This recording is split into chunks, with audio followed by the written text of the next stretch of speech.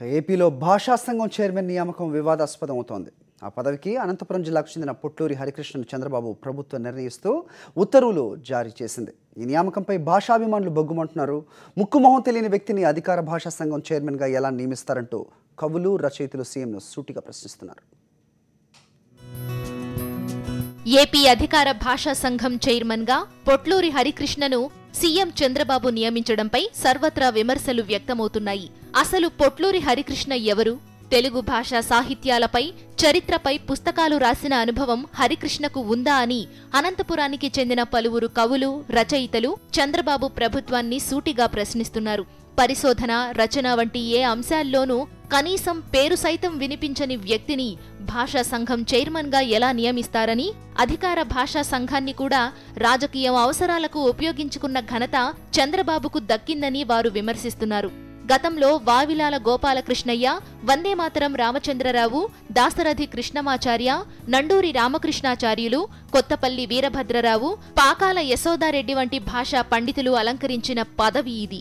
Doctor C Narayanareddy, Paruchuri Gopalakrishna, ABK వంటి ఉద్దండులు నిర్వహించిన పదవికి ఇప్పుడు ముక్కుమొహం తెలియని హరికృష్ణను ఎంపిక చేయడం తెలుగు భాషను అవమానించడమేనని వారు అసంతృప్తి వ్యక్తం చేస్తున్నారు. బట్ ఇతని పేరే వినలేదు, ఎవరో అసలు ఏమీ తెలియదు.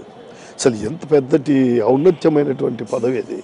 వావిలాల గోపాలకృష్ణ లాంటి వాళ్ళు, ఏబీకే ప్రసాద్ లాంటి వాళ్ళు, మహామహులందరూ ఇప్పుడు కూడా ఉన్నారు.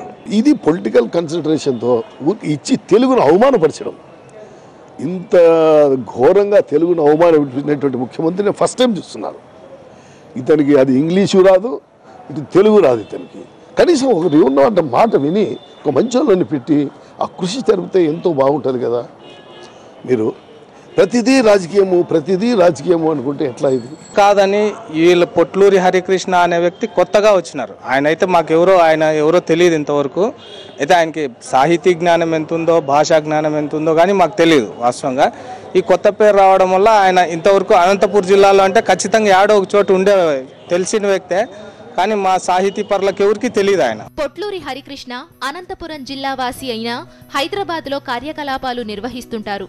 చంద్రబాబు ఆయన తనయుడు నారా లోకేష్ కు సన్నిహితుడు.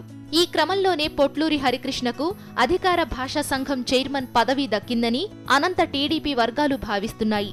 నామినేటెడ్ పదవుల్లాగే అధికార భాషా సంఘం చైర్మన్ పదవిని కూడా చూడటం సరికాదని, తెలుగు భాషపై పట్టు, మంచి రచనలు, పరిశోధనలు ఇప్పటికే చేసి భాషను అభివృద్ధి చేసే సత్తా ఉన్నవారికి ఈ పదవిని కట్టబెట్టాలని అనంతపురం మేధావులు డిమాండ్ చేస్తున్నారు.